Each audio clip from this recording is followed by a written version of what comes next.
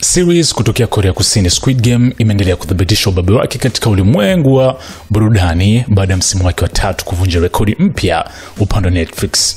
Kwa mujibu wa takwimu rasmi, series hii mpya imevutia watazamaji milioni 60.1 ndani ya siku 3 tu tangu izinduliwe, hatua ambayo imeweka Squid Game kileleni kwa historia jukwaa hilo la kimataifa. Msimu wa 3 ulizinduliwa kwa kishindo na kufungua kurasa mpya kwa mfululizo wa kwanza kwa kushika nafasi ya kwanza katika kila nchi ambayo Netflix hufuatilia viwango vya watazamaji. Hii ni hatua ya kihistoria ambayo haijawahi kufikiwa na mfululizo mwingine wote kwa jukwaa hilo. Takwimu zinaonyesha kuwa Squid Game msimu wa kwanza ulishika nafasi ya juu kwa muda mrefu baada ya kuvutia watazamaji milioni 111 duniani kote.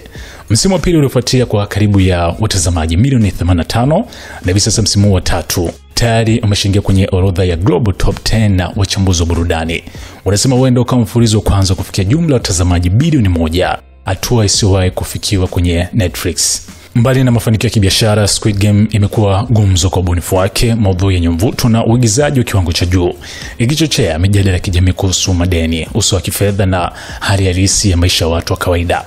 Kwa sasa Netflix inaweka matumaini makubwa sana katika msimu huu mpya, huko mashabiki wakisubiri kuona iwapo itavunja rekodi zaidi na kuwa mfululizo wa kihistoria kwa namna zote. Squid Game Season 1 ilitoka Septemba mwaka 2021 na kisha kufuatia Squid Game Season 2 ambayo ilitoka mwaka jana mwezi Disemba, na hii ya 3 sasa ambayo imetoka mwezi June.